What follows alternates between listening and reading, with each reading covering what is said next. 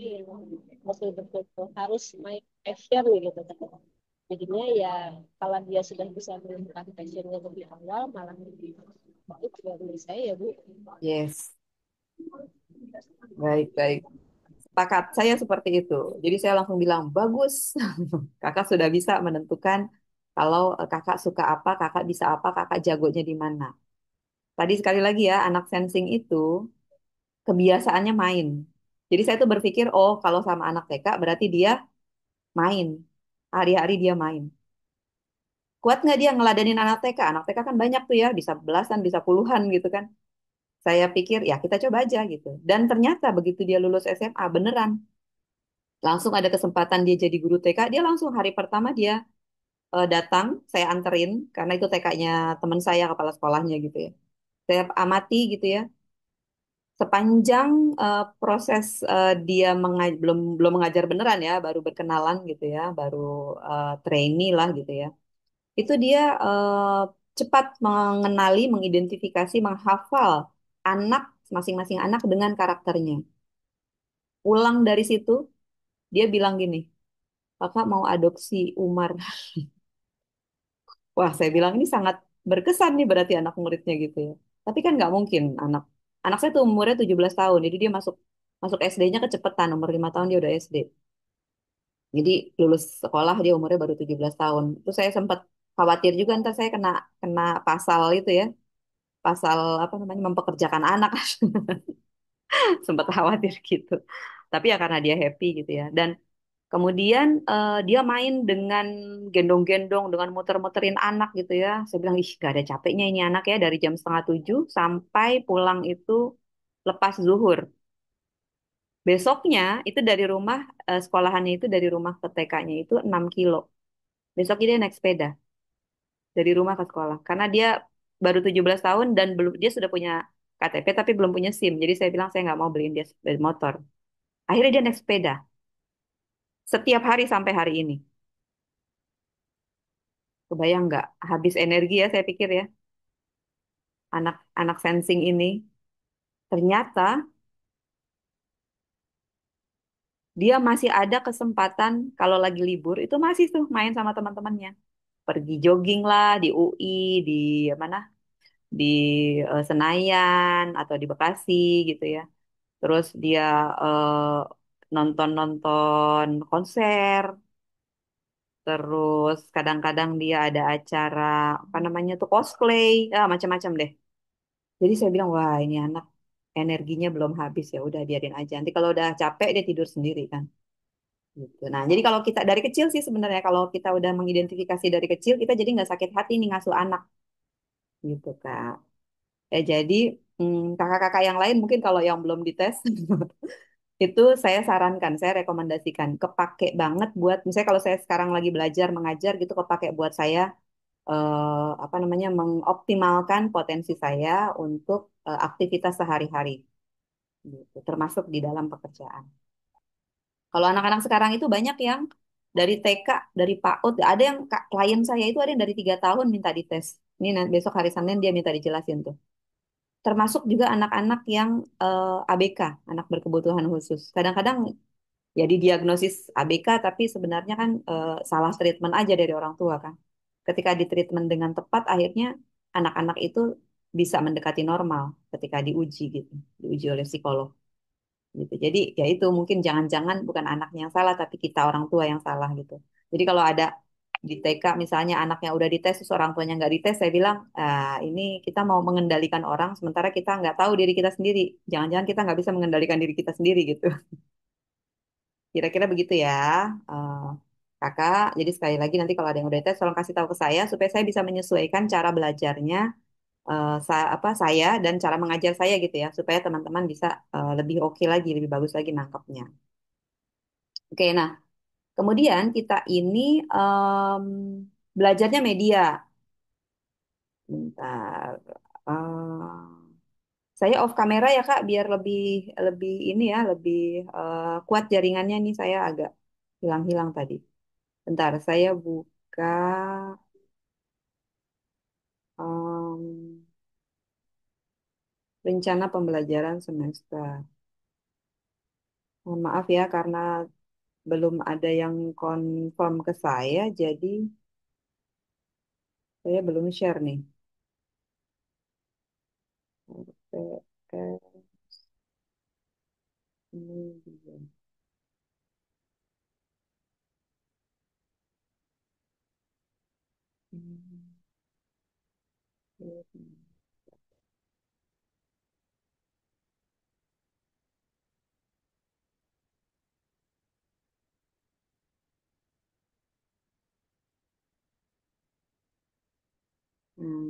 Ini RPS-nya. Nanti saya share linknya juga di eh, PJ-nya boleh hubungi saya ya, biar tidak hilang.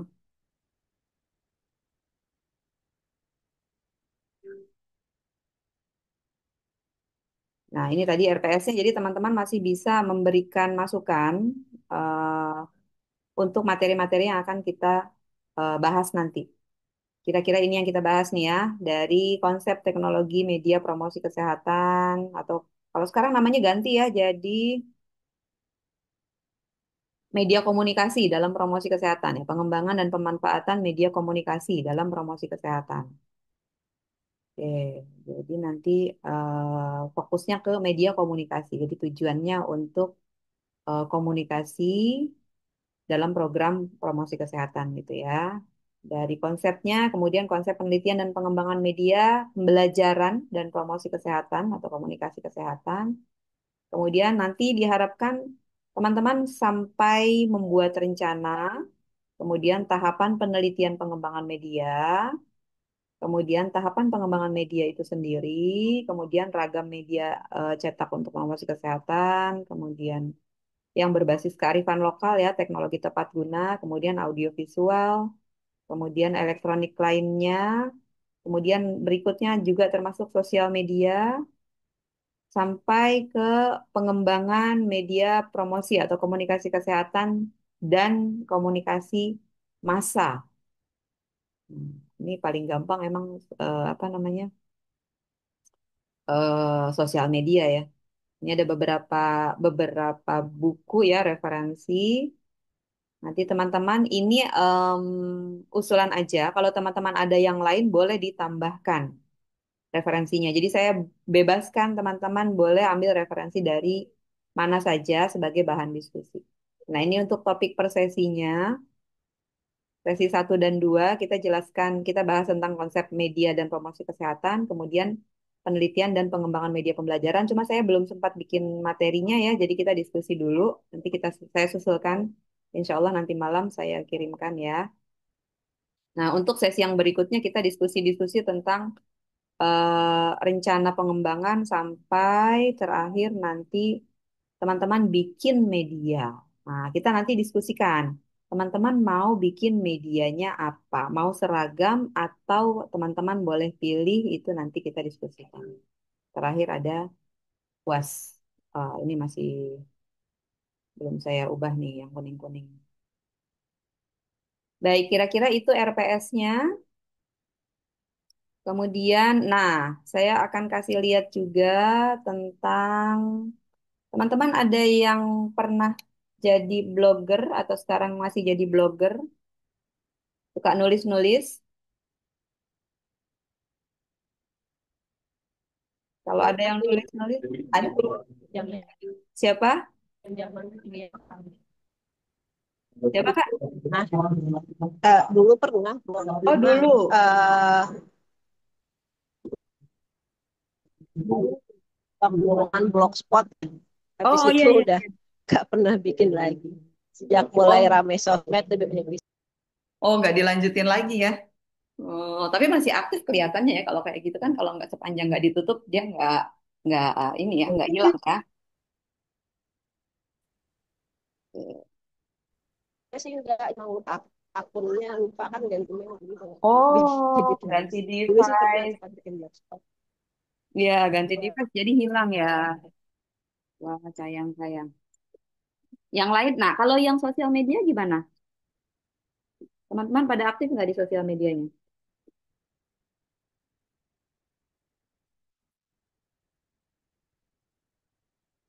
Nah, tadi tuh di link apa namanya?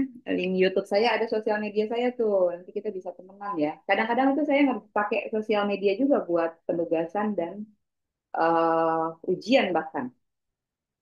Terus saya pakai karena ya emang udah ada gitu kan sayang kalau nggak dimanfaatin. Gitu. Terus kita setiap setiap saat juga terus media ya. Baik, saya kasih lihat lagi. Izin izin share Bu. Oh ya, silakan Kak. Iya kebetulan di kantor saya di dinas kesehatan suka isi podcast Bu, Oh, mantap. Tangsel.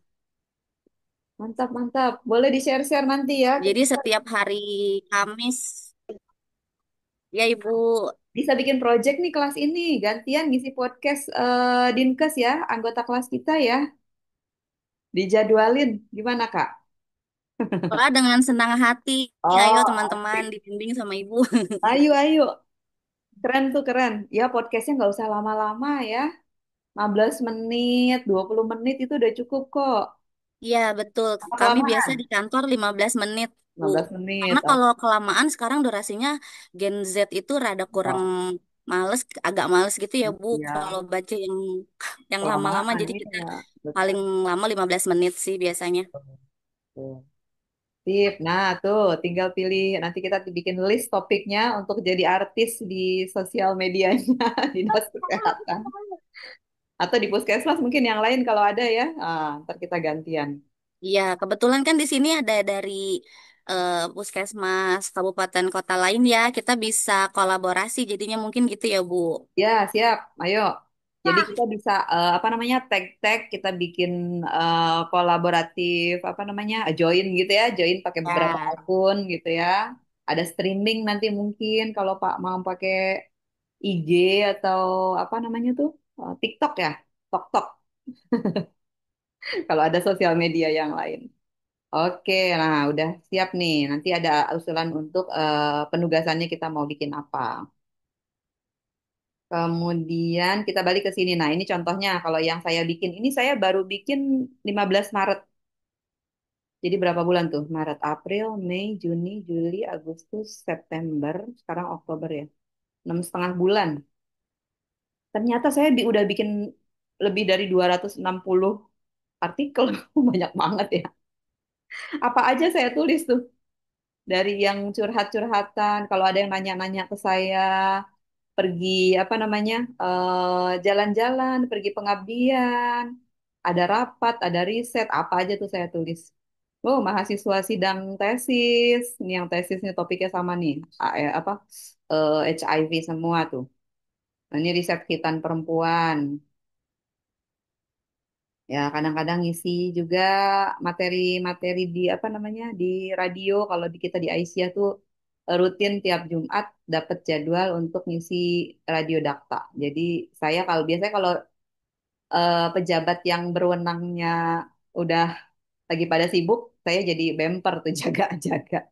Oh, kita pernah juga diskusi sama menteri tuh pas lagi Ayo Sehat Festival. Jadi apa aja foto-foto kadang-kadang itu saya bikinin artikelnya gitu. Lumayan sih buat latihan gitu ya, mengekspresikan ide dan apa namanya perasaan gitu ya. Kemudian ada lagi misalnya IG, oh ini Facebooknya. Nah ini kalau Instagram, Instagram kan postingannya lebih pendek ya, cuman dia nggak bisa di apa di browser Chrome saya, jadi dia bukanya di Safari. Tampilannya jadi kayak gini nih, nggak apa, ada yang hilang-hilang. Ini kadang-kadang mahasiswa penugasan mereka tag-tag ke saya gitu ya. Jadi apa aja bisa kalau mau rutin mestinya sih setiap minggu berapa kali gitu ya ada yang kita tayangkan. Oke, nanti yang punya sosial media boleh kita saling follow, likes, apa namanya komen dan seterusnya gitu ya. Ya kira-kira seperti itu untuk pendahuluannya.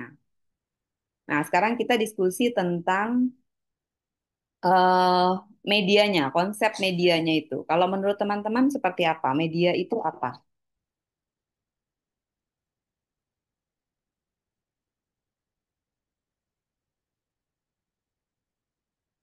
Tulis apa? Bikin satu kata ya. Pikirkan satu kata tentang media. Media itu apa?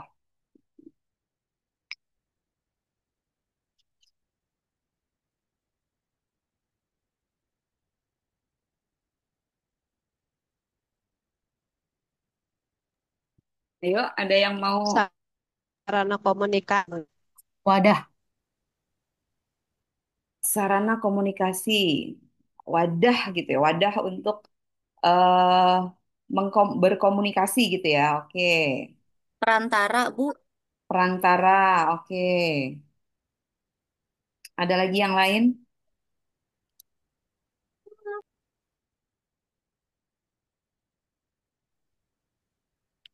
Perantara berarti media ya.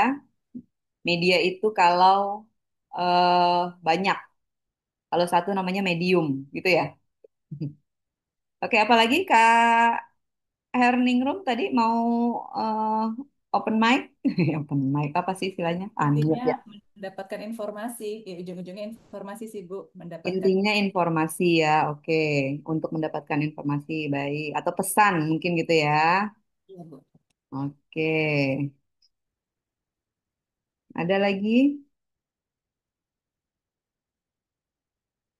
Oke, kita bungkus ya. Jadi betul ya, media itu wadah tadi disebutkan ya. Bisa juga alat ya, alat bantu. Nah, ini kalau dalam promosi dan pendidikan kesehatan itu ada dua jenis memang media itu. Media sebagai alat bantu, kemudian ada media mandiri. Ada dua macam.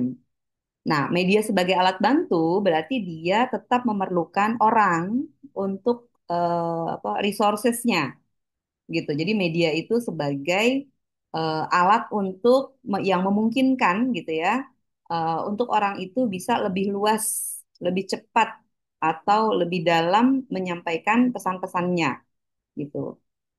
Kalau yang media mandiri itu dia memang sebagai sekaligus sebagai sumber. Jadi medianya itu sendiri sudah mengandung pesan dan itu sudah langsung bisa disebarluaskan. Gitu ya, teman-teman. Nah, yang kita akan bahas tentu nantinya atau yang kita akan apa namanya develop gitu ya, akan kita rancang dan kita buat itu nanti adalah media mandiri harusnya ya. Jadi bukan media sebagai alat bantu. Kalau alat bantu tuh misalnya apa? Kalau kita mau presentasi kita perlu apa? Lembar balik gitu ya Bu ya. Kalau lembar balik itu kalau dia bisa menjelaskan dirinya sendiri, kalau nggak perlu orang itu bisa termasuk duanya, bisa bisa termasuk keduanya. Kalau orang bisa paham dengan lembar balik itu cukup detail ya, dia bisa mempelajari sendiri, dia baca sendiri. Tapi kalau dia dipakai oleh kita sebagai petugas kesehatan, nah itu bisa jadi alat bantu gitu. Kalau yang murni alat bantu itu misalnya em, kayak gini ya, kita media online ya, Zoom gitu kan. Zoom itu kan harus ada orang yang ngisi gitu kan. Atau misalnya kalau zaman dulu kita masih pakai, kalau offline kita pakai komputer gitu kan, overhead proyektor zaman dulu. Kalau sekarang udah pakai LCD projector gitu ya, udah pakai infocus dan lainnya gitu ya. Nah, itu harus ada orang-orangnya. Tapi kalau udah ada pesan di dalamnya, itu sudah bisa menjelaskan dirinya sendiri. Ya, kecuali kalau lembar balik. Nah, ini tadi tuh lembar balik. Hati-hati kadang-kadang tuh kita bikin lembar balik itu Ih, apa tidak tepat ya desainnya itu. Ada yang punya nggak contohnya lembar balik di kantor? Boleh dikasih lihat. Ini masih pada kantor ya hari Sabtu. ada Bu, tapi di kantor. Masih lagi ke kantor berarti ya. Di Posyandu Bu banyak. Nah, di posyandu sering dipakai gitu ya. Nah, bentuknya seperti apa? Bisa digambarkan nggak? Seperti kalender duduk. Di kalender duduk, oke. Terus isinya, Isinya tentang edukasi kesehatan tentunya misalnya tentang kesehatan ibu hamil. Nah, biasanya dipakai nih Bu di kelas ibu hamil. Nah, itu info-info terkait kesehatan ibu gitu. oke. Nah, misalnya nih di sini ada tulisan nih, tulisan edukasi apa materi yang ingin kita sampaikan di depan ya. Kemudian bagaimana caranya kita menjelaskan? Jadi kita nunjuk-nunjuk begini atau ada cara lain? dari belakangnya Bu, Di dari belakang Dari ada belakang. tulisannya. Jadi di belakang itu harusnya tulisannya menjelaskan gambar yang ada di depannya, gitu ya. Jadi tidak persis seperti kalender. Kalau kalender kan ini beda nih depan sama belakang ya, gitu ya. Oke, berarti udah bener tuh. Kadang-kadang saya masih melihat lembar balik yang isinya kayak kalender gitu. Jadi ya pesannya jadinya beda gitu. Jadi nggak bisa dipakai buat media kita mengedukasi. Ya, ini udah oke nih berarti sepakat ya. Ada lagi yang lain?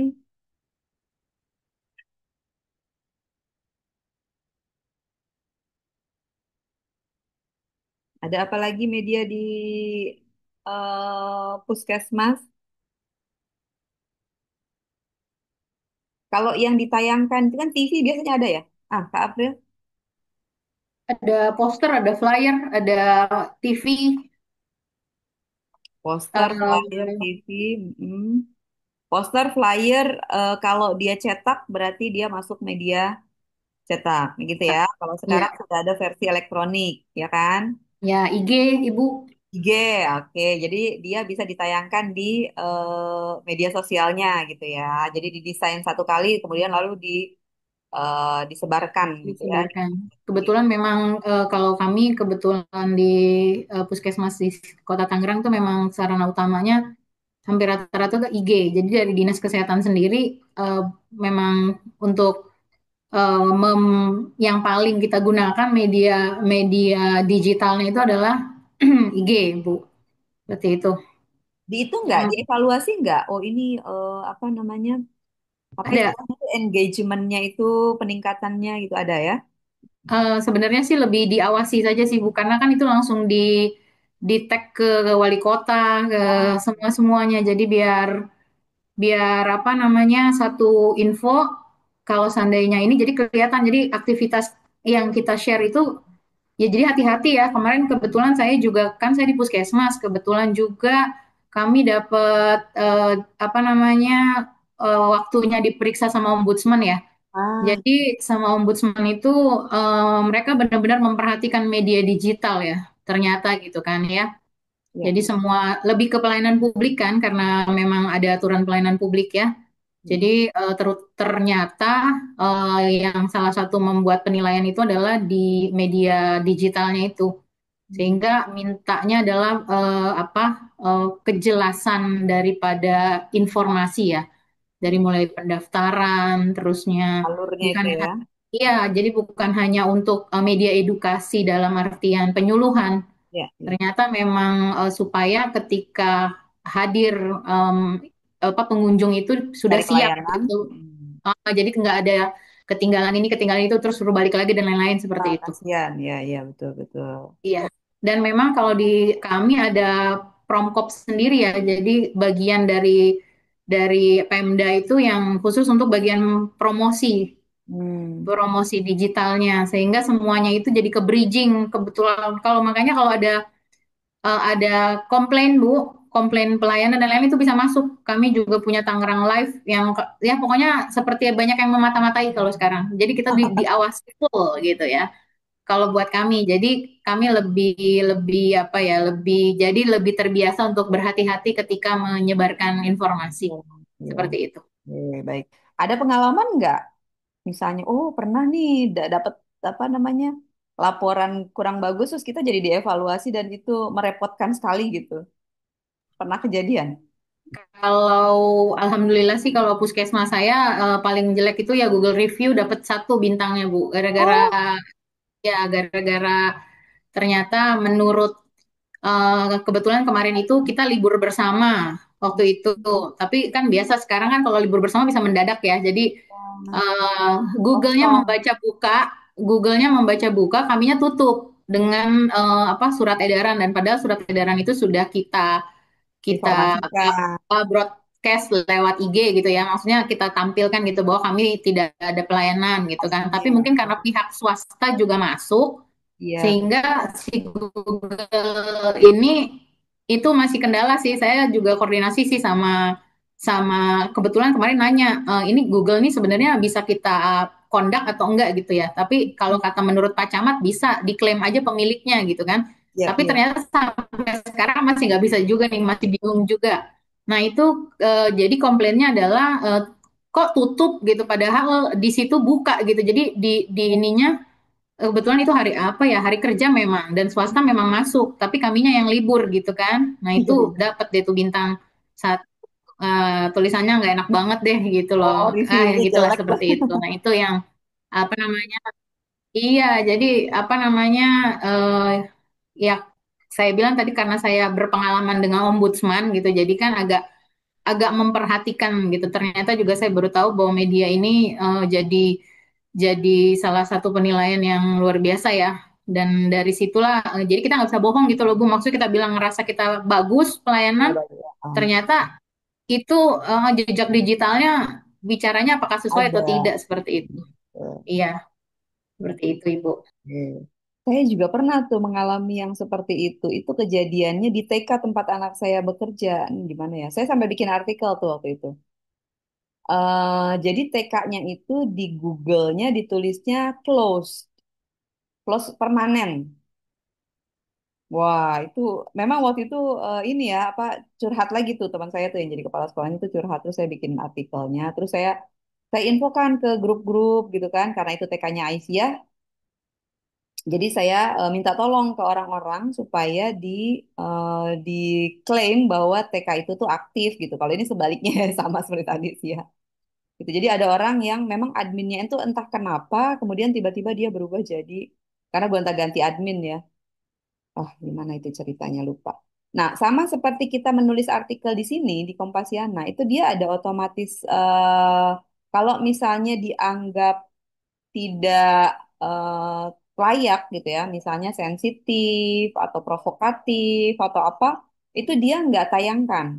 Nanti kita dapat pesan di sini, dapat notifikasi gitu. Saya beberapa kali, bahkan saya cuma nulis jerawat aja bisa ditahan sama mereka, sama si Kompasiananya gitu.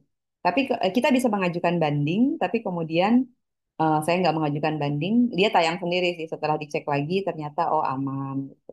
Tidak mengandung kata-kata atau kata kunci yang apa namanya sensitif dan sebagainya, gitu ya. Nah jadi eh itu serba-serbinya ya, lika-likunya kalau kita pakai media online. Tapi memang sekarang orang mau apa-apa ngecek akun akun sosial media ya, termasuk ketika mau merekrut merekrut pegawai gitu ya. Mungkin kalau mahasiswa juga gitu ya, mau jadi mahasiswa dicek-cek juga nggak kemarin waktu wawancara sosial medianya isinya apa gitu. Oke, terima kasih sharingnya. Baik, ada lagi yang mau di-sharing? Jadi nanti kita tinggal bikin kesepakatan ya tentang media yang akan kita buat variasinya. Atau kalau mau setiap sesi nih, setiap ketemuan kita ada produk produksi ya, media-media pendek misalnya gitu. Nah, terus ada juga kalau di YouTube saya tadi tuh bikin buku. Ada juga yang bikin buku ya bentuknya ya. Buku atau buklet, buku beneran atau buku yang tipis-tipis gitu ya. Yang cuma kurang dari 20 halaman atau kurang dari 50 halaman gitu yang ukurannya kecil juga ada. Ada yang pernah buat seperti itu dirinya atau institusinya? Belum? Oke. Nah, kalau saya dulu pernah juga Biasanya ya, Kak April. Biasanya kalau buklet seperti itu kami dapat dari Dinas Oh, Kesehatan. Iya, ya, jadi buku saku kader misalnya seperti itu. Jadi yang apa namanya untuk standar kami, ya. iya, jadi kami untuk kami di UPT biasanya itu droppingan dari Dinas Kesehatan yang sekarang kan lagi zaman efisiensi ya, Bu, terutama cetak. Jadi kayaknya malah untuk sekarang Kita nggak itu bikin. kayaknya hampir kayak udah lama ya nggak dapet itu ya. Terakhir kita dapet tuh karena apa namanya demam berdarah waktu itu buku saku kader untuk demam berdarah itu terakhir tuh. Saya lupa apa kalau sekarang karena tahun ini kan jelas kita ada efisiensi. Jadi cetak mencetak sepertinya malah malah malah nggak kita Ya nggak pernah datang. terima lagi ya. Oke, ya. Jadi kita menyesuaikan ya. Baik, tapi kalau misalnya teman-teman ada yang mau, itu boleh juga tuh. Kemarin itu ada teman kita yang tesis, itu dia bikin media, ada macam-macam bagus-bagus sih medianya. Medianya itu ada yang elektronik, ada yang cetak. gitu. Ada yang pakai blast di apa WhatsApp group misalnya gitu ya. Ada treatment-treatment, ada pembuatan pesan. Nah, ini tadi tuh yang disebutkan informasi dan pesan tadi ya. Jadi untuk mendesain pesannya. Nah, konsep pesan itu, teman-teman, ada 3 hal yang merupakan unsur pesan yang lengkap, gitu ya. Yang pertama namanya proposisi. Proposisi itu adalah pesan utama biasanya tuh bentuknya kalimat berita. Tadi misalnya pas lagi KLB apa demam berdarah gitu. Kita mau bikin satu kalimat positif biasanya. Jangan negasi gitu maksudnya ya. Misalnya apa? Sedang terjadi eh, apa namanya KLB yang mengakibatkan misalnya banyak kesakitan atau kematian yang membahayakan misalnya gitu. Nah, itu dibuat kalimatnya satu kalimat isinya itu proposisi. Nah, tetapi kalau kita hanya menyebutkan satu kalimat, tidak ada data pendukungnya, itu kesannya jadi opini. Jadi unsur yang kedua harus ada evidence. Nah, ini berlaku ketika teman-teman nanti bikin terutama tesis ya, apa? Karena dia ilmiah kan ya, bikin artikel atau mungkin nanti bikin pesan-pesan untuk media-media apapun gitu ya. Jangan lupa proposisi plus evidence. Evidence itu bentuknya apa? Bisa bukti kan ya? Evidence itu kan bukti, bisa berupa data gitu. Bisa berupa kasus misalnya gitu. Kalau dia baru misalnya gitu ya, jadi kasih kasusnya. Atau mungkin contoh supaya orang bisa lebih tergambar. Atau kalau misalnya dia sifatnya abstrak, kita kasih analoginya misalnya gitu. Ya, jadi digambarkan itu evidence-nya seperti apa. Kemudian unsur yang ketiga yang juga sangat penting dan sering kali dilupakan, itu namanya appeal. Kalau bahasa sekarangnya itu CTA. CTA itu ada yang tahu kepanjangannya apa? Call to action. Appeal itu ajakan, anjuran, gitu ya. Jadi setelah dikasih pesan itu, kan sebenarnya kita itu kalau dalam komunikasi maunya kan mempengaruhi orang lain gitu ya. Kan ada misalnya ada kalau komunikasi interpersonal berarti ada komunikasi antara satu orang dengan orang berikutnya. Mereka melakukan apa namanya pertukaran informasi, pertukaran pesan atau menyampaikanlah satu pesan kalau dia satu arah. Nah, ekspektasinya pesan dari sumber sampai kepada penerima dengan makna yang sama, kan gitu ya. Tetapi karena sumber dan penerimanya ini orang yang berbeda, dalam hal apa tuh orang berbeda? Apa aja sih orang itu berbedanya?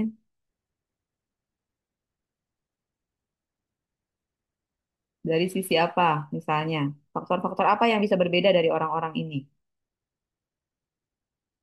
Faktor sosiodemografis mungkin ya, umurnya, kemudian jenis kelaminnya. Ini otak laki-laki sama otak perempuan, cara berpikirnya beda.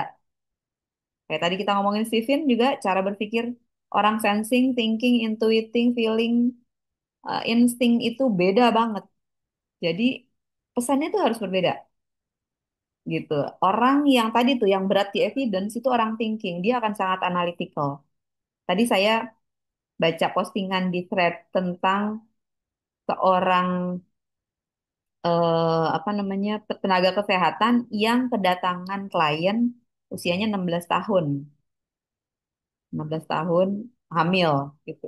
Nah, itu gimana tuh menjelaskan bahwa ini proses kehamilan itu yang terjadi itu sedang seperti apa, dia harus bagaimana misalnya gitu.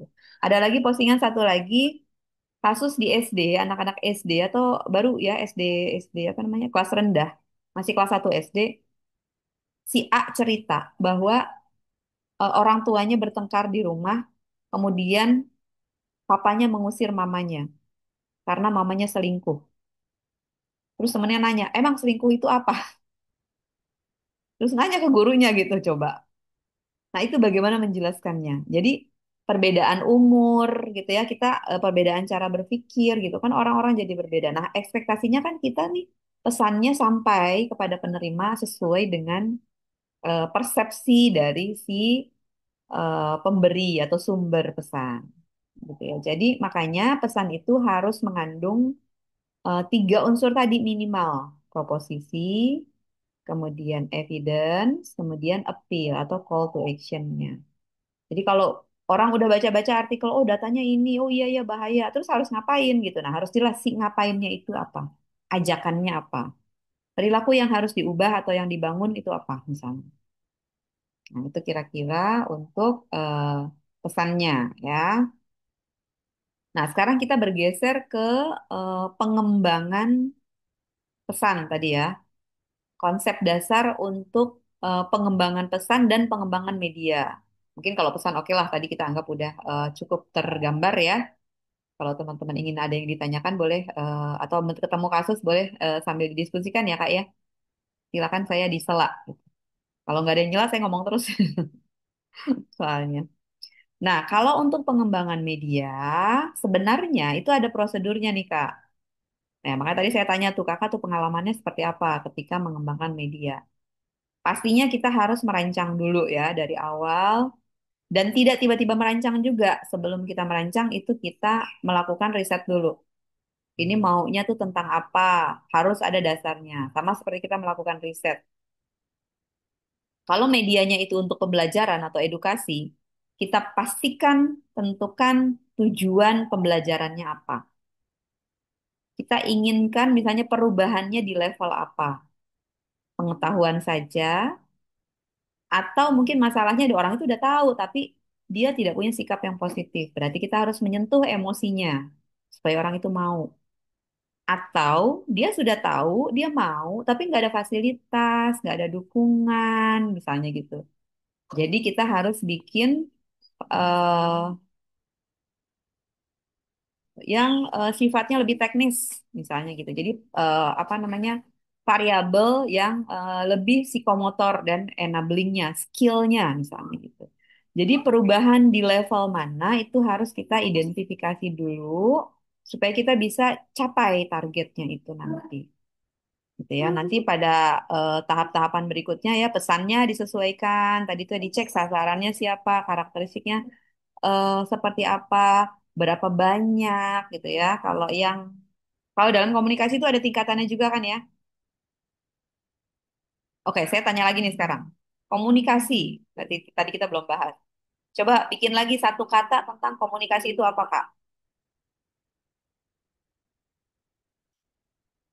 Silakan, Kak Siti Pipit, Siti Pipit, Kakak Pipit, komunikasi Kak apa?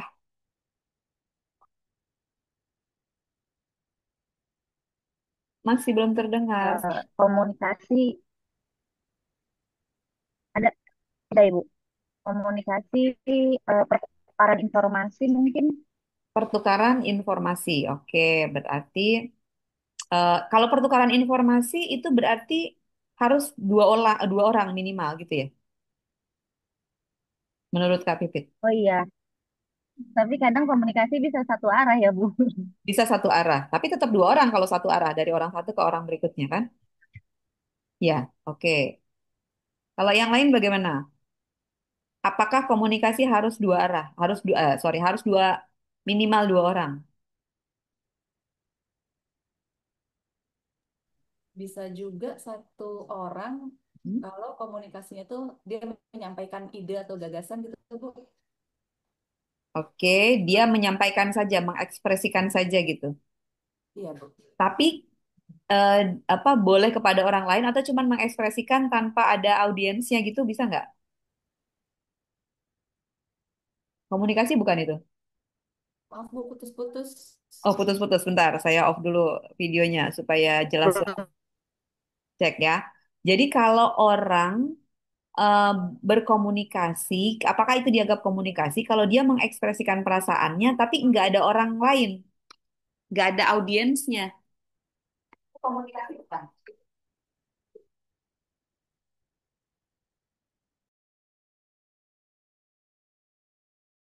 Wah maaf ya, terlempar. Oke, kita lanjutkan lagi. Apakah kalau orang itu menyampaikan saja, tidak ada target audiensnya, tidak ada yang mendengarkan, itu komunikasi atau bukan? Bukan. Bukan. Jadi harus ada orang lain. Nah, oke. Harus ada target audiensnya. Harus ada target Tidak audiens. harus berhadapan, tapi memang harus ada target audiens. Oke, terima kasih Kakak. Kakak April, setuju? Atau Kalau lain?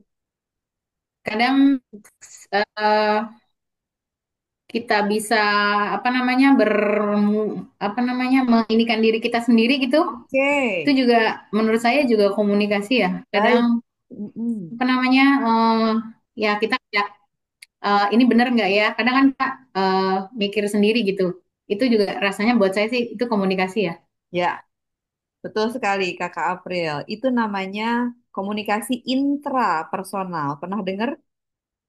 Pernah dengar self talk atau kontemplasi? Kontemplasi itu tadi tuh yang disebutkan. Ya, kontemplasi. Tanya-tanya, ini saya bener nggak ya? Ini saya salah nggak ya? Nanti dia tersinggung apa nggak ya? Kita belum ngomong sama orang itu padahal. Gitu ya. Nah, itu namanya komunikasi intrapersonal. Jadi tingkatan yang paling dasarnya itu justru komunikasi kepada diri kita sendiri. Atau ketika kita berdoa. Kalau berdoa kan kita sebenarnya ada ya sama Allah gitu ya, kepada Tuhan gitu kan. Tapi kadang-kadang tuh kita berdoa kita nggak tahu tuh mau minta apa gitu ya. Tapi cuma ya Allah gitu ya. Kita nggak bisa mengekspresikan kadang-kadang gitu. Nah, itu juga komunikasi. Jadi komunikasi intrapersonal yang dasar, kemudian berikutnya baru kita komunikasi yang antar personal, antar pribadi. Nah, itu kita memerlukan apa namanya partner ya, teman berkomunikasi. Kalau saya bilangnya bukan bukan lawan, bukan lawan bicara, tapi kita anggap sebagai teman bicara, partner kita. Nah, kalau orangnya satu atau maksimal dua, ini disebut antar personal yang sifatnya itu dekat, intimate. Ya, jadi kalau komunikasinya baru bertiga, satu orang kepada dua orang lainnya, itu namanya komunikasi interpersonal yang intimate ya, yang bisa melibatkan emosi tuh kalau kayak gitu. Tapi kalau udah lebih dari tiga, itu udah masuk kelompok, kelompok kecil. Nah, kemudian kalau kelompok itu bertambah jumlahnya, semakin besar kelompok, maka ada apa ikatannya tuh ya, kohesinya itu semakin renggang. Biasanya kalau kelompoknya makin besar, ada kelompok di dalam kelompok kan gitu ya. Di dalam kelas, kalau kelasnya itu lebih dari 10 orang mungkin atau 15 orang, apalagi udah bikin arisan masing-masing misalnya gitu kan. Udah ada komunikasi di dalam kelompok besarnya itu pecah-pecah nanti. Ada geng-geng juga mungkin gitu. Nah, tapi kalau kita masih bisa identifikasi, itu masih kelompok, masih dianggap sebagai komunikasi kelompok. Nah, begitu dia membesar, meluas, dan kita tidak bisa identifikasi lagi orang-orangnya itu tidak bisa ditetapkan, maka dia menjadi komunikasi massa. Itu yang paling luas. Gitu. Jadi tingkatannya seperti itu. Intrapersonal, interpersonal, kelompok, kelompok kecil, kelompok besar, lalu terakhir yang paling besar komunikasi massa. Nah, sosial media itu bisa diakses oleh siapapun. Bayi aja sekarang kalau dia punya handphone, bisa ya buka ya. Ah, itu udah jadi komunikasi massa. Kadang-kadang efeknya itu kita tidak duga. Gitu ya. Oke, itu tadi kita sudah bahas tentang media, konsep dasar media, kemudian pesan ya atau informasi, kemudian tadi tahapannya mungkin ya nanti kita akan yang akan kita laksanakan, kemudian tingkatan komunikasi tadi yang terakhir. Oke, sampai sini ada yang mau curhatin? Ada yang ingin disampaikan? Tadi saya tanya tentang, udah kepikiran belum ide tentang riset? Ini soalnya dari semester 3. Boleh tulis start dari sekarang, Kak. Udah kepikiran belum? Kita sudah diminta untuk mengajukan dua judul Sudah dapat judul berarti ya, iya, ajukan. tapi kami belum tahu yang CC yang mana. Iya, Karena kemarin waktu apa mata kuliah Bu Dewi yang apa tentang apa ya saya lupa ya sudah lupa. Nah Netflix. itu memang kebetulan mungkin beberapa teman-teman juga karena kita memang apa harus menghasilkan gitu ya, menghasilkan jur jurnal ya Oh, untuk di betul. Artikel ya. metodologi penelitian, pelajaran Penulis metodologi ya. penelitian. Ya, harus bentuk. Nah, jadi dari situ kita agak otaknya agak kalau saya ya pribadi otaknya agak mikir gitu mau bikin apa gitu. Nah, kebetulan juga kemarin diminta juga dari Mbak Widya bahwa ternyata kita harus ngirim dua dua judul Kandidat gitu ya. kan. Nah, Opsi. itu juga rasanya mungkin teman-teman sudah mulai nih. Boleh Ya. kalau ada yang mau Nah, share kemarin topiknya begitulah tentang Bu. apa? Topik yang dipilih, yang dua itu tentang apa, Kak Afri? Oh, kalau karena berhubung kami di wilayah ya di Puskesmas. Jadi saya berpikir yang kira-kira bisa karena kan harus ada kenapa masalahnya gitu Hmm. ya.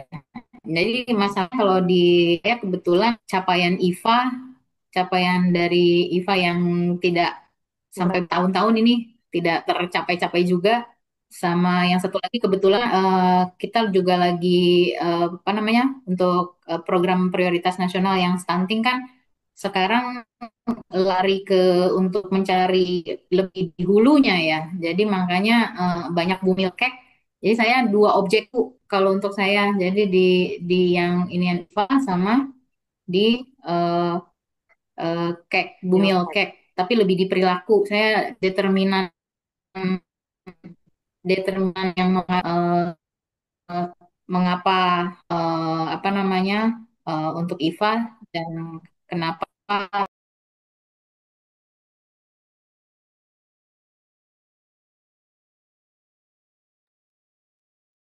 Oh, saya ngungsi dulu ya.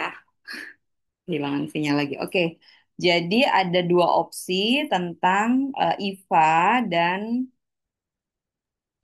Bumil Cake tadi ya.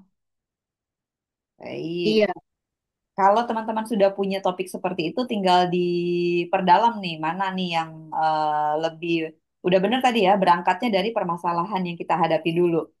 Jadi pilihannya itu, kalau harapannya nanti dia bisa lebih banyak memberikan kemanfaatan gitu kan ya. Nah, kalau misalnya mau diambil untuk yang bumil cake-nya itu kasusnya dibandingkan dengan yang IVA, banyak mana? Yang kanker berarti ya, kejadian kanker. iya kalau IFA karena sebenarnya IFA ini kan jadinya seperti kayak mandatori ya, Bu, dari PTM, dari penyakit tidak menular, salah satunya yang untuk kanker leher rahim ya. Ya. Mm-mm. Nah, ini kalau saya sebenarnya lebih melihat karena memang apa ya, kan ini mau mau mencari sesuatu, Mm-mm. saya berpikirnya kalau sekalian gitu, sekalian punya waktu untuk punya apa namanya data gitu. Kenapa sih eh, nggak mau gitu? Seperti itu sih Bu, lebih seperti itu aja mikirnya sih sebenarnya. Ya, Karena apa kan datanya per 3 tahun dikasih untuk jumlahnya. Nah ini makin lama makin nggak minat gitu yang kurang terus ya. diperiksanya. Iya, jadi apa namanya? Penurunannya signifikan, Kak. Gitu. Kenapa? Bu Nur, maaf izin. Penurunannya signifikan berarti. Penurunan nggak mau diperiksanya, Bu. Ya. Iya, Hmm. kalau di wilayah saya gitu. Sangat Kadang juga jauh ya. iya, jadi sedangkan kan apa namanya sekarang sudah berubah kan di Kemenkes namanya sudah kanker, PJ kanker gitu bahasanya. Kalau kemarin itu berdiri sendiri dengan IVA gitu kan. Nah, ini yang agak membingungkan saya sebenarnya, tapi ya nggak apa-apa jalan aja karena kemarin baru mulai sedikit di pengetahuan hanya beberapa kan karena kalau kemarin kalau metodologi pas ketika kita mata kuliah metodologi penelitian itu kan tidak harus multivariat yang analisis sehingga saya hanya baru mencari mencari apa beberapa saja dari faktornya. Nah, itu kebanyakan dari itu adalah ketidaktahuan karena kan tidak terlalu tinggi sebenarnya kalau kejadian Ispan kejadian kankernya. Mm-mm. ya, tapi karena ini mandatori gitu, jadi mengganggu juga gitu, mengganggu kita untuk apa namanya untuk jadi capaiannya jadi luar biasa bingung ini bagaimana mau mengajaknya gitu. Karena Seperti ditagih ya, ditagih jadi mau nggak mau ya MGM. iya, jadi seperti itu akhirnya yang apa namanya banyakan tuh adalah ya itu tadi pengetahuannya tidak ini terus apa nama lebih ke apapun rata-rata kalau perempuan di sini di wilayah saya itu rata-rata nanya suami dulu, nanya suami gitu. Seperti itu Ya, gitu. Kadang-kadang ya. ya nggak nyambung pun ditanya suami gitu kan. Padahal Nah, berhubungan dengan tubuhnya sendiri gitu ya. iya, iya seperti itu. Jadi saya kadang ya agak bingung karena saya tuh kebetulan puskesmas itu di tengah-tengah kota ya, yang Oke. apa namanya sangat eh, ternyata iya dan ternyata saya pikir bisa lebih tidak apa lebih gampang gitu ya lebih gampang mempengaruhi tapi ternyata malah seperti kayak di mana gitu kayak di pedalaman mana gitu seperti Jadi itu malah jadi tertutup gitu ya warganya ya. iya jadi Sulit diakses. iya jadi agak bikin gimana ya caranya mau buat lebih mereka open gitu kadang agak ya itulah sebenarnya Nah, ini menurut saya sih menantang. Kalau banyak menurut saya, tantangannya gitu Bu Nur. yes, yes. Kalau menurut saya ini menarik banget nih dan menantang gitu ya ide untuk bagaimana mengedukasi orang supaya mereka mau cek IVA. Karena itu memang resikonya tinggi, apalagi di kawasan perkotaan ya, dengan perilaku yang kita tahu ya, dari sejak kaum muda sampai dewasa, ini kan banyak banget nih kasusnya gitu ya, terkait kalau kalau kanker serviks tentu dia terkait reproduksi kan gitu ya. Walaupun sekarang sudah ada juga program yang HPV. Justru kalau yang saya lihat HPV itu merespons dari dia mengantisipasi kan supaya nggak terjadi ledakan kanker serviks gitu kan ya. Ya, Apa namanya dengan perkiraan perilaku seksualitas remaja yang sedemikian berbahaya kalau saya lihat gitu ya. Nah, ini walaupun belum maksimal ya betul. vaksinnya. Mm-mm. Nah, jadi udah itu urusan lain tuh si vaksin nih. Sekarang kita mau fokus ke IVA-nya nih kan gitu ya. Nah, tapi kok orang nggak merasa terancam ya? Gitu kan masalahnya ya, Ya, Apri ya. Nah, ini menurut saya sih dengan karakteristik orang-orang di perkotaan yang tadi ya sulit kita akses kalau langsung. Tapi kalau kita evaluasi misalnya melalui IG tadi, mungkin nggak kita edukasinya melalui Instagram. Jadi kita fokusin untuk pesan itu. Kita kita apa desain yang bagus, kemudian kita sebarkan. Nah, kita lihat nih, yang harus ngecek IVA, yang harus ngetes IVA, itu kan punya ini ya, punya karakteristik. Misalnya dia udah menikah kan gitu ya, sudah menikah, sebenarnya bukan sudah menikah, tapi sudah melakukan aktivitas seksual kan gitu ya, sudah pernah seksual aktif gitu kan ya. Kemudian ya, mungkin di usia-usia tertentu gitu kan. Nah, itu saya pernah tuh Aisyah bikin kegiatan tentang kerja sama klinik ya, edukasi, kemudian ada tes IVA-nya. Itu bahkan kalau di Aisyah kan itu sampai sampai usia tertentu di perempuan, tapi ternyata ketika diskusi itu ada ibu-ibu Aisyah yang usianya sudah 70 tahun dan masih seksual aktif gitu. Jadi dia menceritakan tentang gangguan ya, menurut dia mungkin gejala yang dia alami, tapi terus petugas kesehatan malah nanya ini apa gangguannya apa di mana gitu. Justru si ibu itu kan ingin bertanya, itu sebenarnya yang dia jelaskan itu adalah gangguan itu sendiri gitu. Kadang-kadang petugas kesehatannya juga tidak cukup menjelaskan dengan komprehensif kepada orang awam gitu ya, sehingga kemudian orang awamnya itu ada yang bingung, ada yang takut, ada yang males, atau tak kayak tadi cari alibi, alibinya nanya suami gitu. Padahal sebenarnya kan itu untuk dia sendiri gitu kan, bukan untuk suaminya. Suaminya terdampak kalau dia kena sakit kan, harus bayar ini itu kan gitu. Dan resikonya bukan hanya di usia yang dewasa dan lansia tadi, di remaja ternyata kan ada kemungkinan nih gitu. Nah, jadi membangkitkan semangat orang untuk dia peduli terhadap dirinya sendiri, kalau menurut saya itu penting ya. Kalau pada kasus di Bekasi misalnya Kak, itu anak yang ketika dia eh, pindah sekolah, ini salah satu kasus ya, dia pindah sekolah, lalu di sekolahan itu pas lagi ada edukasi tentang HIV. Lalu anak itu bilang ke gurunya, karena dia anak baru mungkin dia pede aja ya, nggak khawatir. Dia bilang kalau saya mau tes itu bagaimana gitu. Berarti kan dia merasa dirinya itu mungkin ya, dirinya itu kalau bahasa health belief model, teman-teman udah dapat teori-teori perilaku ya. Health belief model itu ada namanya perceive of vulnerability, persepsi kerentanan, persepsi bahwa dirinya itu mungkin mengalami itu, gitu ya. Ini yang mau kita bangkitkan. Kalau di kasus yang di Bekasi tadi, anak yang ketika diedukasi tentang HIV dia merasa, oh saya pernah melakukan itu atau saya pernah menjadi korban itu, mungkin saya perlu periksa. Lalu dia tanya, saya harus bagaimana? Saya harus kemana? Misalnya gitu. Nah, kalau di kasus yang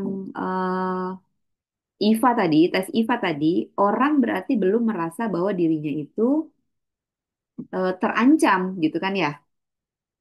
Nah, sehingga dia belum mau periksa. Padahal ada kesempatan gitu. Dan itu harusnya dilakukan secara periodik. Nah, itu menjadi sesuatu yang menantang. Bagus tuh untuk dikembangkan. Saya dukung ya, Kak April. Kalau untuk yang topik satunya lagi, yang cake, itu juga menjadi tantangan pastinya. Karena kita memang kalau masalah gizi kan double burden ya. Pada saat kita mengalami banyak em, apa namanya overnutrition, tapi yang malnutrition itu banyak juga gitu. Yang overnutritionnya bertambah, yang malnutritionnya juga tidak berkurang gitu. Nah, apalagi sekarang masalahnya pada ibu hamil yang jelas-jelas generasi berikutnya ada di apa namanya genggamannya dia gitu. Nah, ini juga sesuatu yang penting. Nah, mungkin perlu diidentifikasi lagi kalau mau ambil topik yang ini ya Kak April, ini diidentifikasi ibu hamilnya ini karakteristiknya seperti apa. Misalnya eh sosial ekonominya seperti apa, pendidikan formalnya seperti apa, kemudian mungkin em, apa apa dia gen apa, generasi apa, usianya berapa. Karena ternyata beda gen itu beda ininya ya, beda generasi maksudnya ya. Kalau yang sekarang misalnya yang masih baru-baru sekarang Gen Z gitu kan ya, itu kan tentu belum hamil ya harusnya ya ekspektasinya karena mereka masih SMP kan paling tua atau SMA kelas 1 ya kira-kira Gen Z itu kan. Tapi kalau ternyata kayak tadi yang saya ceritakan kasusnya di puskesmas-puskesmas di Tangsel itu bahkan ada kasus beberapa bahkan udah lebih dari 15-an tahun yang lalu itu teman-teman di puskesmas sudah ngadu ke saya, Bu, 12 tahun, 11 tahun hamil datang ke puskesmas untuk numpang melahirkan katanya. Itu di puskesmas dekat kampus. Jadi tuh saya bilang lah, ini anak-anak punya anak gitu kan. Gimana dia nggak kek gitu kan. Udah gitu saya bilang lah dia masih SD dong. Iya Bu, belum ujian katanya. Jadi bahasanya apa? Numpang melahirkan. Nah terus anaknya nanti gimana? Oh anaknya mah gampang Bu, banyak yang udah ngantri katanya. Tapi kan coba itu, aduh udah gimana lah kita ini ya lingkungannya. Jadi kompleks itu. Jadi memang mungkin topik-topik seperti itu teman-teman perlu dalami lagi untuk lihat ya em, supaya kita menjadi memiliki riset yang memang benar-benar ini kepake nih. Daging banget nih risetnya gitu kan bisa dimakan sama semua orang gitu ya dan kita ini juga puas di jalan. Kalau kalau dosen saya dulu bilang gitu, pilih satu aja dulu, satu hal, satu tema, satu variabel yang dua. Yang satu kamu sukai syaratnya, yang berikutnya akan ikut, yaitu kamu kuasai. Jadi kamu suka dulu, kemudian dia otomatis kamu akan belajar lebih banyak, kamu akan kasih perhatian lebih banyak, kamu baca lebih banyak, diskusi, menulis gitu ya. Latihan yang kayak tadi tuh, bikin konten tentang itu. Ini aja dulu, polling-polling aja dulu, nanya-nanya gitu kan di di IG-nya eh, puskesmas atau di dinas gitu ya. Tanya-tanya kayak, kalau menurut kamu kenapa sih harus IVA? Atau kenapa sih orang-orang nggak mau IVA gitu? Kamu tahu nggak sih resikonya tuh seperti apa gitu kalau misalnya itu terjadi? Kamu sadar nggak sih sama resiko-resiko itu misalnya gitu? Nah itu dikasih pesan-pesan pendek. Kalau yang di IG kan mungkin cuma maksimal 60 detik ya. Kalau TikTok tuh ya sekarang zamannya ya. Di IG juga udah 60 detik kan ya. Nah, atau kalau kemarin-kemarin masih bisa 3 menit ya. Silakan ada yang mau merespon tadi kayaknya. Atau mau cerita topik yang lain? Ada yang mau didiskusikan?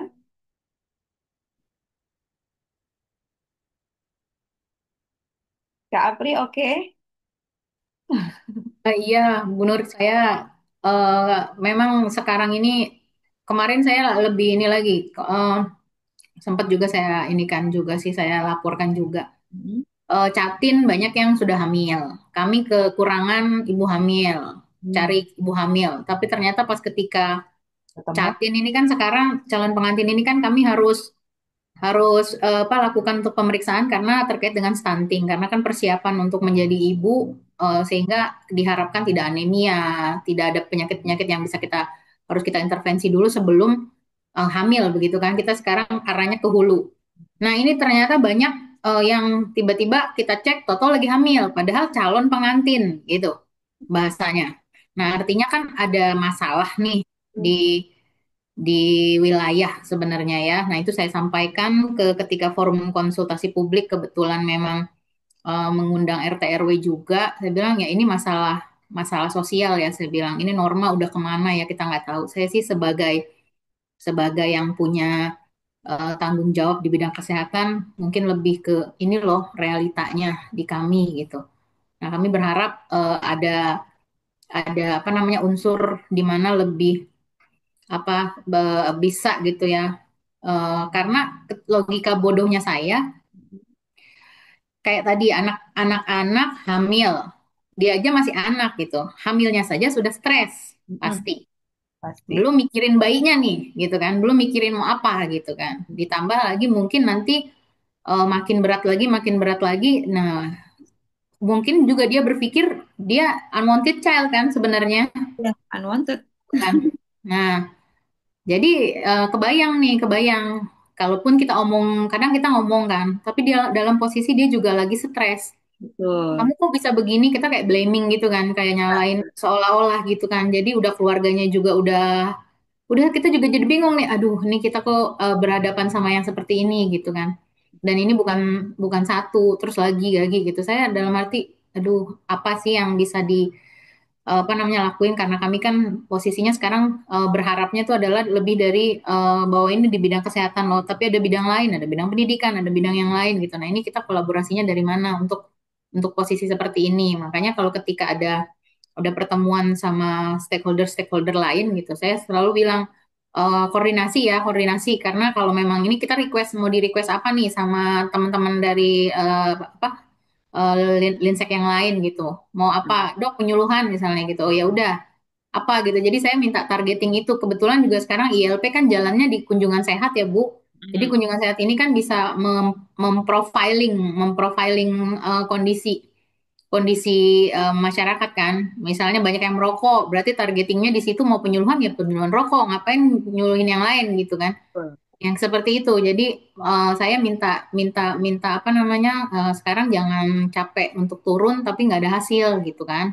Makanya alhamdulillah nih kader-kadernya sendiri sudah mulai oh ternyata gini ya dok gini gini gini gitu. Nah itu buat saya sih pelan-pelan ya Bu Nur. Yes. Plus plus minus lah ya plus minus ketika kita bergerak dengan sebuah kebijakan yang bergerak-gerak juga gitu yang Iya, baru A berubah-berubah gitu, ya. gitu kan ya. Nah yang kayak gini ya ambil sisi positifnya saja walaupun kita Iya. lumayan terengah-engah gitu. Jadi bingung mau mau mulainya yang mana duluan sebenarnya. Nah, berharapnya dari apa namanya eh, kita bisa cari pengetahuan gitu kan. Karena lumayan ya menurut saya nih faktor perilaku ini ujungnya jadi ini juga jadi Dampaknya yang lebar iya ya. iya karena sekarang juga kan kerasa ya perilaku kita yang mulai ignorance gitu mulai kayak yang udah boleh terserah bukan urusan gue Apain. gitu Mhm. gitu nah inilah hasilnya gitu Betul. hasilnya tuh apa namanya orang-orang Akibat. yang mau peduli agak sulit jadinya menurut saya kayak jadi aneh Ya, ya. gitu kan malah yang peduli yang malah jadi aneh gitu loh menurut Ya, jadi menurut saya gitu ya nah cuman ya mau bagaimana ya kalau mau bicara tentang Gen Z dan lain-lain rasanya ya saya setuju sama kemarin saya pernah nonton apa ya saya lupa ya nonton di ibu itu bilang gini tidak usah membahas bahwa Gen Z ini akan begini begini begini gitu bahwa modelnya apa generasi strawberry yang apa namanya kalau kerja itu eh, apa perhitungan dan lain-lain itu nggak usah dibahas tapi bagaimana caranya kita tahu tapi lebih ke antisipasi gitu karena kalau dibahas-bahas mulu nanti malah akan gini oh iya saya kan emang gen yang emang begitu gitu emang generasi yang begitu jadi kayak pemakluman gitu kan jadi lama-lama kata saya bener lulus juga ya. ya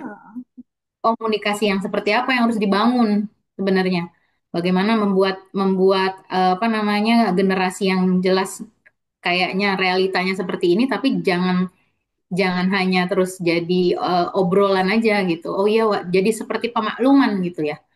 Oh ya udah, emang generasinya begini, emang nggak bisa sepertinya ya udah kita jadi kayak maklum gitu. Padahal kita Berat punya ya.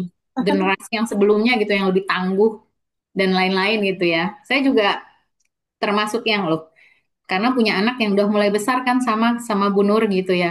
Jadi agak wah nih eh, tantangannya luar biasa kalau sudah dalam apa kondisi yang makin banyak orang-orang yang juga harus dilihat lagi gitu modeling Jaga ya. perilakunya gitu kenapa bisa begini kenapa begitu gitu Bu Nur kayaknya di wilayah tuh memang apa harus kerja bareng kalau menurut saya tapi agak sulitnya kalau lagi lihat grand design itu keren ya grand desainnya misalnya dinas dinas DP3 AP2KB membawahi stunting gitu kan grand desainnya oke dia punya TPK punya tim apa namanya pendamping keluarga terusnya punya punya KRS apa namanya data yang keluarga rentan stunting dan lain-lain tapi ketika apa diinikan ke kami gitu yang bidang kesehatan yang lebih ke intervensi spesifik ya yang udah jadi stunting mau kita apain gitu itu kayak ada missing link gitu ternyata eh, mau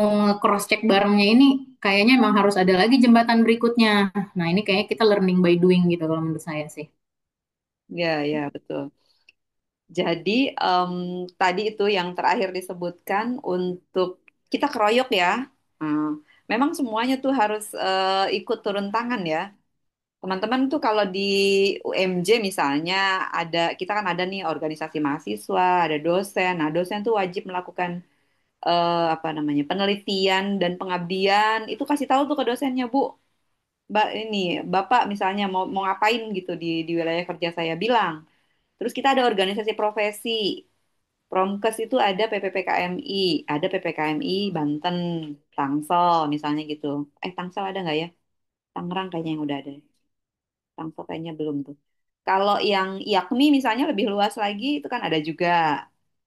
Nah itu biasanya dosen-dosen juga terkoneksi dengan organisasi profesi tadi misalnya. Jadi ayo kita keroyok rame-rame gitu.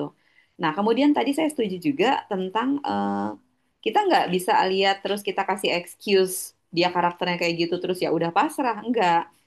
Setiap orang kan ada masanya. Setiap masa ada orangnya. Kita itu menyiapkan setiap orang sehingga ketika dia datang masanya dia sudah siap sehingga dia bisa berjaya kan gitu. Emang Gen Z itu nggak ada kekuatannya kan ada gitu kan. Tadi kalau yang tadi udah ngerti konsep Steven itu dia tahu betul misalnya gini. eh, Anak yang sensing tadi kita udah tahu kekuatannya itu otot. Kemudian memorinya kuat. Tapi karena kita nggak lihat dia belajar serius, dia belajarnya main-main, lalu kita bilang dia itu bodoh misalnya gitu ya, nggak mau belajar, males misalnya gitu. Padahal enggak, dia itu rajin. Kenapa? Karena ototnya kuat gitu. Harusnya dia jadi rajin. Kenapa dia males? Karena salah treatment. Kan ibaratnya nih kita punya benih, benih bagus. Kita taruh aja di dalam pot. Kita nggak apa-apain.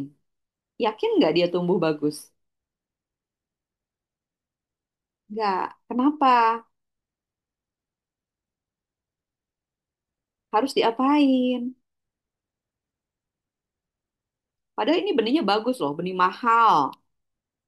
Gitu kan, benihnya tuh udah diteliti gitu misalnya. Hasil penelitian nih benihnya unggul, tahan hama dan seterusnya. Tapi dia belum tentu tumbuh bagus gitu. Tiap orang itu pasti punya potensi. Saya kadang-kadang kalau ke anak-anak itu ke SD gitu ya sampai SMA itu saya bilang kamu tuh juara ya. Pertama sih emang saya bercanda-bercanda bilang kamu tuh juara di hatiku misalnya gitu kan. Mereka udah ketawa-ketawa kan. Tapi saya bilang kamu itu juara yang sesungguhnya. Kenapa? Kamu nih kalau jadi manusia normal kayak begini asalnya dari mana? Dari ibu dan bapak gitu kan kita orang kesehatan pasti ngerti banget. Oke, ibu itu nyumbang apa? Bapak nyumbang apa? Ibu nyumbang ovum, bapak nyumbang sperma. Oke. Ibu ovumnya berapa? Satu. Bapak spermanya berapa? Satu. Satu yang berhasil masuk. Yang keluar berapa? Gitu kan. Nah terus dia keluarnya banyak banget itu. Itu tahu nggak kamu apa yang terjadi ketika satu sperma itu masuk ke dalam ovum? Anak-anak pas belajar biologi saya tanya tuh, apa tuh? Kamu tahu nggak apa yang terjadi? Apa yang terjadi dengan sperma yang lain? Yang udah nggak bisa lagi masuk karena udah ada satu yang masuk gitu kan. Mau jadi kamu nih gitu.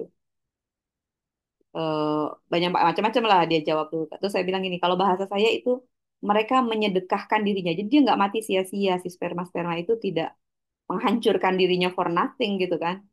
Tapi dia menyedekahkan dirinya kan. Apa yang masih bagus diserap oleh tubuh, yang tidak baik itu dibuang kan gitu. Jadi tuh kamu juara dari sejak proses penciptaan kamu gitu. Ya kan? Jadi begitu lahir, nah terus lagi kemarin saya pergi ke SD tuh.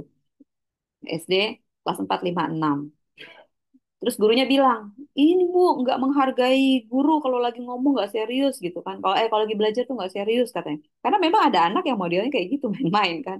Terus saya kasih gambaran gini, oke kita mau dihargai ya sebagai orang dewasa kita mau dihargai. Anak-anak, adik-adik, kakak-kakak mau dihargai juga nggak? Nah, kita sebagai sama manusia menghargai ya. Nih kasih contoh kemarin di Bekasi kalau nggak salah juga ada kasus apa di Medan ya. Yang ojol itu loh, yang ojek suruh bawa bungkusan, tahu-tahu isinya bayi jenazah. Pernah nggak dengar berita itu? Dan itu ternyata bukan kejadian satu kali, udah kejadian kesekian kali. Kebayang nggak jenazah bayi dititipin di kurir, terus suruh naro aja, naronya di mana? Naro di depan musola deket makam. Maksudnya apa coba? Udah mati nih kan berarti gitu di dalam kardus. Itu berita beneran. Nah, si saya tanya anak-anak kelas 4 5 6 itu di SD. Terus dengar nggak berita itu? Terus mereka bilang dengar. Jadi ada beberapa yang dengar. Jadi ada juga di antara mereka yang alert gitu ya, notice sama berita-berita itu. Nah, kalau menurut kakak gimana? Kasihan banget bayinya, katanya gitu. Oh, kasihan ya bayinya ya. Harusnya nggak boleh diperlakukan seperti itu ya. Walaupun dia sudah meninggal ya, harus dihormati ya. Harusnya diapain Kak? Ya kan kalau udah meninggal tuh harusnya digini, digini, digini gitu kan. Di apa kalau di bahasa kita tuh dipulasara gitu kan ya sampai dimakamkan. Dihormatilah gitu walaupun dia masih bayi. Nah, sekarang nih kita nih udah jadi anak, udah jadi dewasa, pengen dihargai juga gitu dan kita masih hidup gitu kan. Ya, jadi bagaimana tuh? Kita harus menghargai orang mati aja harus dihormati gitu, dihargai. Apalagi orang yang masih hidup misalnya gitu. Jadi kadang-kadang kita berbicara gitu kan. Dan bahkan kadang-kadang tuh kita nggak menghargai diri kita sendiri gitu. Kenapa sih sekarang generasi kita kayak gini gitu? Tapi itu lagi kembali lagi ke bagaimana kita melihat ya, mempersepsi orang gitu di depan kita. Kalau saya misalnya ada orang yang ngeluh-ngeluh misalnya gitu, terus saya bilang gini, Kak, kita itu kalau menemukan suatu keadaan atau seseorang, suatu objek atau perilaku atau apapun, itu selalu ada dua pilihan untuk kita justifikasi. Yang pertama, orang itu atau situasi itu kalau kita senang biasanya kita anggap itu karunia kan gitu. Sebaliknya kalau kita nggak senang kita anggap itu sebagai ujian kan gitu. Kalau dia karunia maka yang kita lakukan apa? Mendapatkan karunia, mendapatkan hadiah gitu ya, berkah. Jadi yang kita lakukan bersyukur, ya kan? Kalau kita dapat ujian, yang kita lakukan, diapain tuh ujiannya? Sabar. Dihadapi, Gimana Kak? hadapi Bu. Hadapi, ya terima. Terima dengan lapang dada, kan?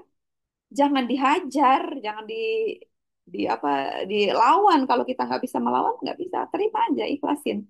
Sabar, gitu kan? Nah, jadi syukur, ikhlas, sabar, gitu kan? Itu aja kuncinya, cuma dua tadi gitu.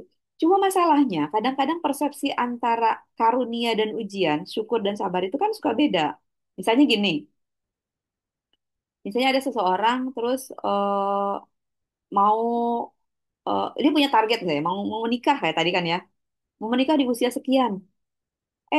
Ternyata meleset misalnya gitu, nggak nggak capai, akhirnya lewat gitu kan. Dia nggak pernah pacaran juga misalnya gitu. Kita alhamdulillah apa astagfirullah. Ya, pada saat itu dia bisa pilih nih, dia mau alhamdulillah atau astagfirullah. Nah, lalu dia akhirnya menikah juga di usia misalnya mendekati 30. Kemudian dia punya anak dan seterusnya. Alhamdulillah atau astagfirullah? Alhamdulillah dong ya, udah punya anak gitu kan, happy family gitu kan. Lalu tiba-tiba ada sesuatu yang terjadi.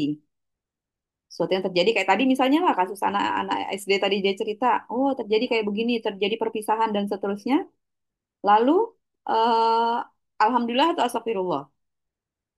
Nah, mungkin pada saat terjadi perpisahan dia astagfirullah. Nah, beberapa tahun kemudian setelah terjadi perpisahan itu, dia baru tahu bahwa misalnya pasangannya itu HIV. Misalnya, dia mau alhamdulillah apa astagfirullah pada saat itu. Ya, jadi itu semuanya kan pilihan untuk kita mau alhamdulillah atau astagfirullah gitu. Jadi kalau dia tahu pasangannya mantan pasangannya itu dulu apa namanya sekarang HIV, berarti kan dia merasa oh saya harus dites nih gitu. Nah, kemudian ketika dites triple eliminasi malah sekarang kan, bukan cuma HIV yang dites kan gitu.